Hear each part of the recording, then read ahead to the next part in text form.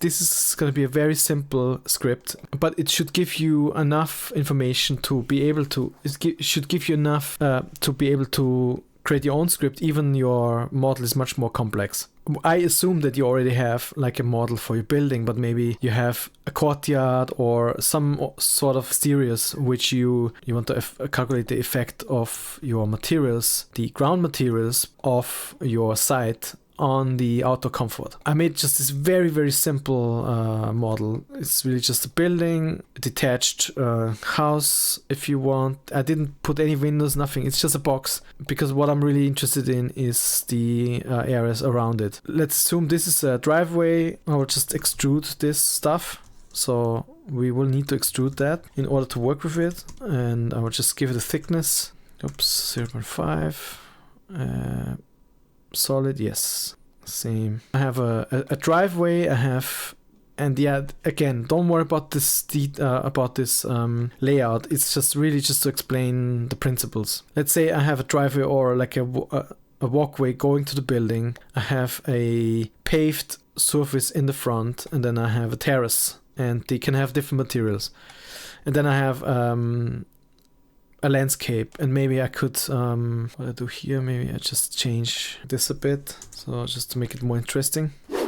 I made this a bit more interesting, so you can differentiate it a bit. So we have a driveway, that could be one material, and we can play with it a bit. We have a paved surface, we have probably maybe a wood deck on this side. Everything is just flat, just to make sure that we can calculate it in a timely manner for this video. And then maybe we have two different vegetational surfaces. We open Honeybee. I just create this model from a box. It's just your building could be much more complicated, of course, much more complex. For now, this is how I want to show it, and we'll give you the principles. I will hide this for now, and you can see I didn't include it underneath the building. I didn't include any surface underneath. It might not matter, but you might have a different material underneath your building. In any case, that's how it looks like at the moment for me. I will just hide this, and then in order to create these surfaces as ground surfaces, we still need to make them rooms first. It's a bit strange. They're not really rooms, but let's say they are massings. And you have here, again, we just use from solid. Again, we have 1, 2, 3, 4, 5 different materials or surfaces.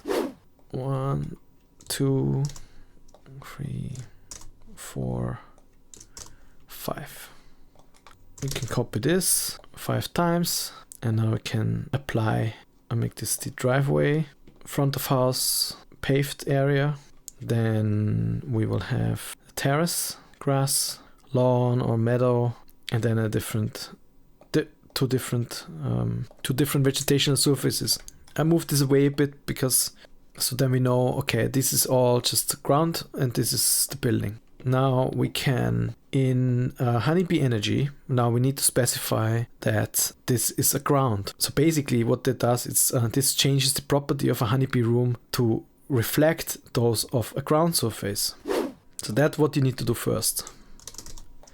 All right, I'll put this a bit further because we need to specify what material that is. But first, let's build the Honeybee model first. We need this Honeybee model. You can place the rooms here, and with Shift you can add your ground to the model. If you double click on a cable or connection kind of wire, then you get a relay. You can put in all our models here. All right, so that's so far. We already built a model, and of course you can specify your modification set, the modifier sets, constructor set, program, and so on. We discussed that before. I will not cover that again in this video. It just would be too long. Go through the series and check the videos. All the information should be there.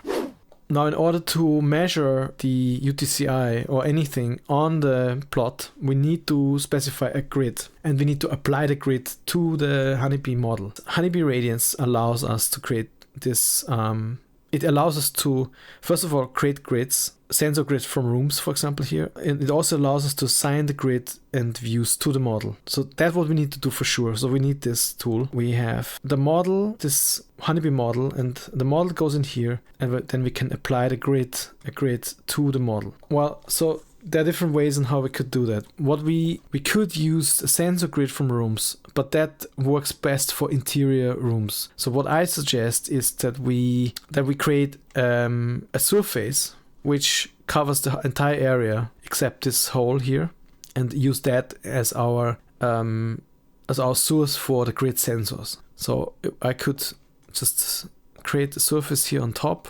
There are different ways to do that, but I haven't shown this method. And I think it's also good to show that you can do it manually. And let's just get our building back here. Cut this away. And this is our surface. And I can then, move that around as well if I want. You probably could also do it within Grasshopper, but sometimes, it's faster to just model it directly.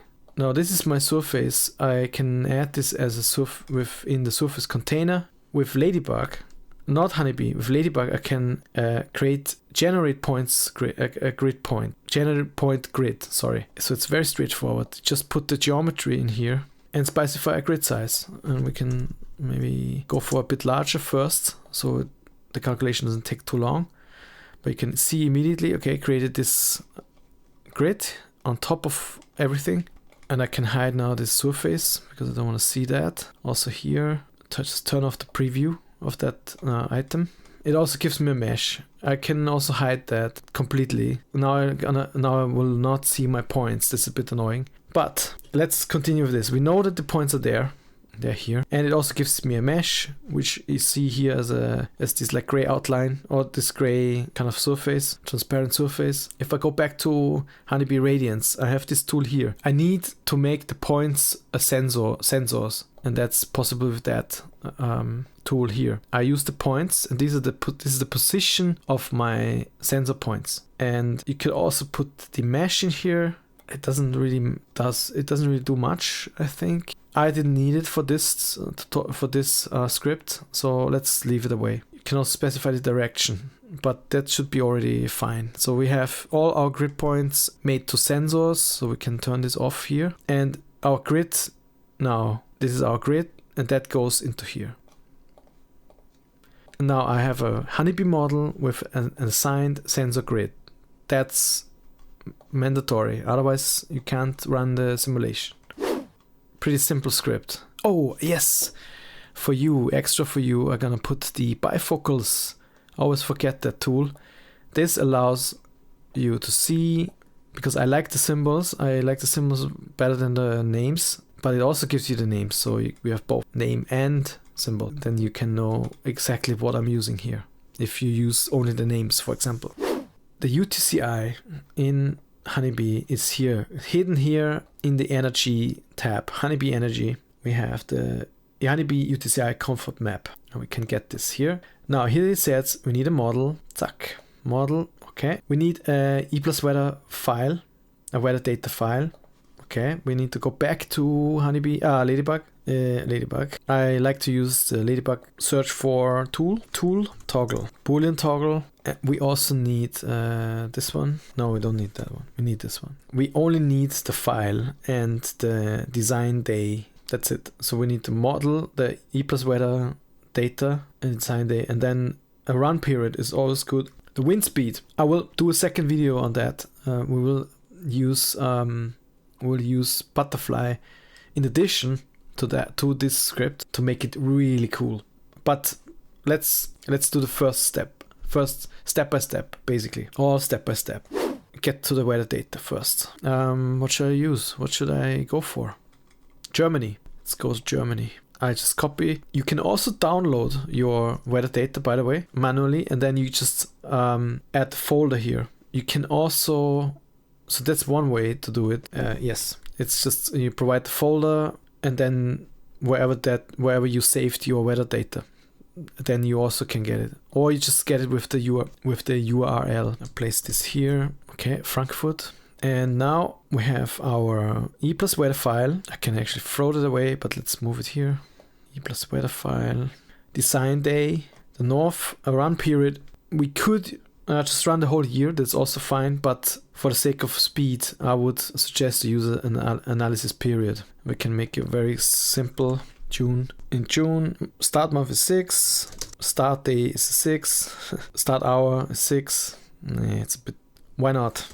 And we could use the same. End month is again June, end day is the 6, and the end hour is the 6. That means we calculate 1 hour at 6 o'clock in the morning. We could also, of course, do more. We could say, let's calculate from 8 to 8 to 6, or from 6 to 6. It's also good. From 6 in the morning to 6 in the evening. The period now, you can see it's 13 hours, including the hour of 6 p.m. And that's my run period. The wind speed has a default value. The solar body parameter, let's not care about it. The radiance parameters, let's not care about it also. And the run settings, you can go through these. Always check what's written here and what tool you need to provide and what does it do. If you understand that, no problem. But for this video, we don't need to look at that.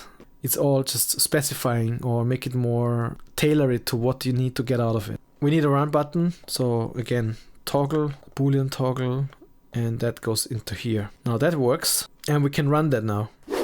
Problem is now we don't see anything here.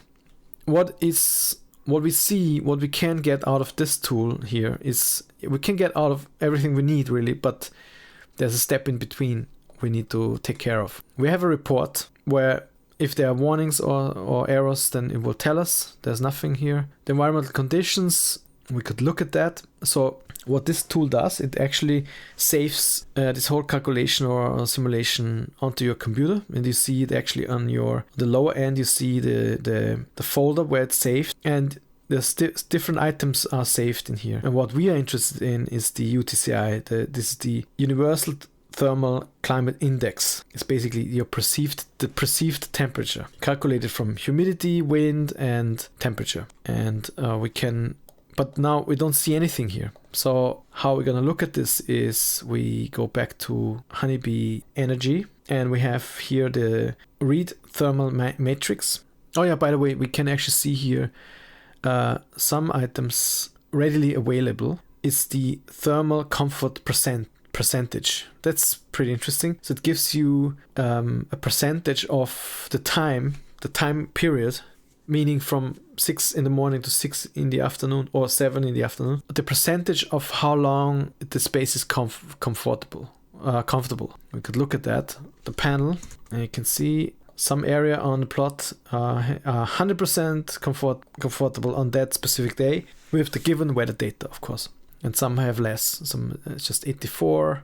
But it's basically how long during the day it is comfortable in percentage. This is the heat sensation and the cold sensation. It's basically, you can check how long is it comfortable in percentage, how long in percentage is it too hot and too cold, basically. That's what you can get out right away. If we want to get the UTCI, meaning the perceived temperature, then we just plug this in here. Plug this in here, and then we need a toggle again to reload that back. I guess it's a way to already automatically store it on your computer, and then we could load the thermal matrix into this tool here. Visualize that here, and now we would need a mesh, and we have a mesh. We have the mesh from here. That gives us a mesh. We can place this in here. Now there's not a lot going on. See a bit here on seems there's a problem. Might not be 100% correct. Maybe the overlapping point is a bit overlaps with the building. Not sure. This looks like a problem. Really. But yeah, you could argue that there's not a lot going on. We could now maybe move that thing, that whole plane downwards and see if there's any change. Probably doesn't change much. And of course it's gonna recalculate. It won't change really, because it might change the temperature slightly, but it will not change the overall kind of output, because we haven't specified any materials. We put just simple boxes on different layers. That's the only thing we did, and gave them a color. Now let's see. Yeah, so not much change. Again, here it seems like there's a problem. Let's check the grid, maybe. I'll increase the grid. I will not. I'll just have a look first. I'm not sure why here it's suddenly hotter. Could be a problem because of the building. Not sure. But that would mean here suddenly it's 27 degrees and the rest is all around 19, 20. Seems a bit of a problem. Or maybe not. Maybe that's how it is. I will try something. I will make this one and let's see. Now it will take longer, of course. Some tea. That actually solved it. Now you see that we made this a bit more detailed. That means now everything's in the red, but we need to be careful because you see it's all like around 20 degrees. And around the building is actually a bit less because of shadow. So there's shading going on around the whole the day, and of course that influences the outer comfort of this like 13 hours. Gotta hide the points again so you can see it better. So we have this, around 19, 20 degrees. Let's see if that actually has much influence on our surfaces. Probably it has some. But now this is the interesting point now. The interesting part is coming now. Solid soil construction. Okay, so if we go here and we read, we can open it. No, actually, we just need to go here and see what can you actually put in here. An opaque construction that reflects the soil type of the ground. This can also be text for construction to be looked up in the opaque construction library. If a multi-layered construction is input, the multiple layers will only be used for the roof face of the room. So if you have a construction set with several materials where a specific roof material is specified, then it will take only the roof material. It still sees it as a room, basically. As you can see here, there are already examples. So we could place just a word, and that if that word exists in the library, if that material exists in the library, then it will take that material properties. So we could do that for the entry drive: dry sand, dry dust, moist soil, mud, solid rock, asphalt, pavement. Let's try the concrete. What was that? Concrete pavement. Now, of course, it's calculating again. There's not much difference because the default is actually concrete pavement. That's why we don't see any difference. Sorry for that. We can use this panel again, and now we specify this area that we can use grassy lawn. Let's do that. Grassy lawn for this space here. Grassy lawn. I mean, it's just so obvious that this was made by engineers. Still, I'm very thankful. Don't worry. Yes, you see there's already quite a difference. So we have very clearly differentiation and almost like a drop of 1 degree, around 1 degree of temperature on the grassy lawn. Not bad. Now we can also specify the others, of course, but let's lock the script first, and then you can lock the script by pressing your wheel button, your mouse wheel button, and now we can just very comfortable create new materials. So here it says we can also use soil construction, we can also use opaque construction, and it's a bit misleading because materials work as well here. You see there's opaque construction. That's actually to create a construction set from a material. There's also opaque material. We could specify our own kind of material here. That should also work. If I put this in here, it should actually not be a big problem. Let me try. Test material. Now I need to run it because I need to see if it actually works.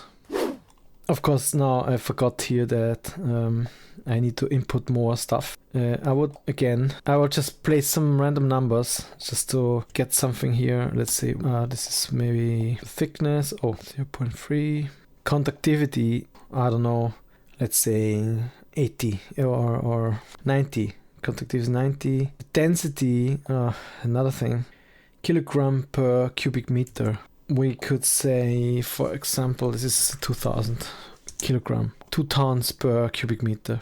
twice as much as water, for example. Just making up things here. And then the other things I don't need to specify. The roughness, I could specify the roughness. That might all have influence on the outdoor comfort at the end. For example, thermal absorption. Let's just keep it like that, and then let's run it again. Let's see what's happening. We can also place we can also search for materials in the library. That's also possible. Let's do this. So you see different ways on how you can apply materials. Search materials. My mouse doesn't work. Here you could put a keyword and then search for materials, but you can also get a selector here from human. Item selector, very useful, because you could place, for example, here this more than just once and search for different things from the same library. That's very, very handy. So let's go here. This is my deck. I thought this should be timber. Let's see. Doesn't seem like there's timber. Oh, maybe wood. I'm always a bit annoyed that there's not a lot of materials in here. But again, you can specify your own material. What else is here? Carpet. Plywood. Let's try plywood. Okay, interesting choice. Okay. So this is actually lower than the grassy lawn, which looks... Oh, that didn't work actually. That did not work. That's the problem. Let's see. Dry dust. That worked. It's interesting. Why did that work and the other one did not? Oh, this also didn't work yet. Oh my god. Okay. A specific heat of the material. Again, I just placed something here. Okay, sorry. It's wrong. Okay, let's give it 100. Must be between 100 and infinity. Yeah. Okay, now it worked. Finally. Our own material. Still not there. I was so happy it worked, but it actually doesn't. So if I put this in here, what I'm gonna do, I turn this off because that reruns and reruns. If I put this in here, very interestingly, it works if I just give it the name of a certain material, or I choose here, for example, the dry dust. However, if I use a different material, then I need to first run it through this opaque construction. I don't know exactly why. It just makes everything so much more complicated, but that's how it is. So I need to give this a name again also. So test materials. Oh, I need to give this a name. The material goes in here and then it goes in here. And now it works. And now it seems it works. Let's rerun that. Pretty annoying. Yes, now finally it worked. Finally, we were able to specify it. So, okay, now my material works. All good. That was not sure why that is so difficult. And that's the same if you now choose a material from here from the list. Opala, no, that's not what I want. If you choose a material from the list here, you might run into the same issue. You first need to actually create a construction set. And maybe you can, instead of materials, just choose this one and you automatically get what you need. So you see here, opaque construction. It's a bit misleading because sometimes the material works as a material and sometimes it needs to specify it as a construction set or as a construction. Yeah, it's called construction. But no, this didn't work either. So see, if I choose some other material, I'm going back here, turn this off. Now if I choose another material, it didn't work. Now I could, for example, go here and choose this one, then it should actually work, yes. So I need to create a construction first. It's a bit frustrating, to be honest. Just one more thing, for my second vegetational area, there's another tool, it's called Vegetation Material. And I didn't have much luck with this, to be honest. I will try it again, but there's something wrong with it. It needs a name, definitely. It doesn't matter, really. It's just give it a name, just a test. And I don't need to put anything here. All has default value already. Now, if I put this in here, it goes red. That means I need to run this through the opaque construction as well.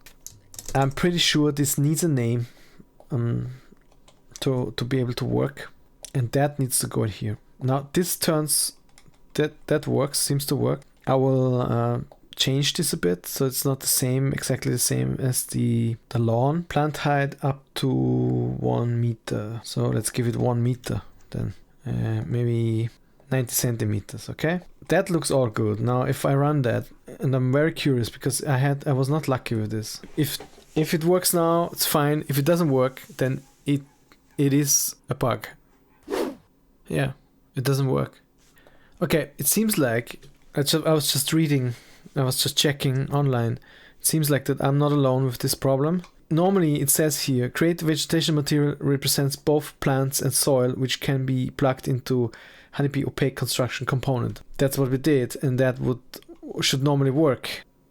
What would be nice though is to find out what are the properties of the grassy lawn, and then try to match that and adjust accordingly, finding what do we need to change in order to make it, let's say, even more temperature absorbent.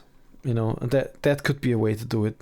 If you go on here, you could look at a construction set, deconstruct material, for example. I'm not sure if that works, but yeah, actually it works. So we could look at that a bit more and learn from it. What are the values put in here? That is a vegetational material.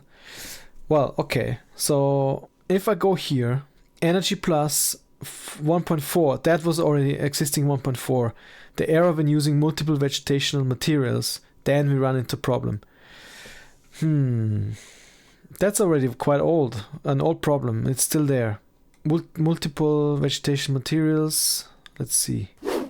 Well, so if you have this problem, I would suggest you go to this website and download Chris Mackey's workaround. So it seems like there's a problem with Energy Plus, where you can only use vegetation material once. It's a bit annoying.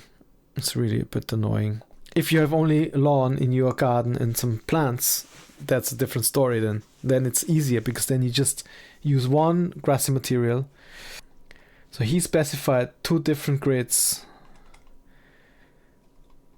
He joined these 2 rooms, planting 1, planting 2 together.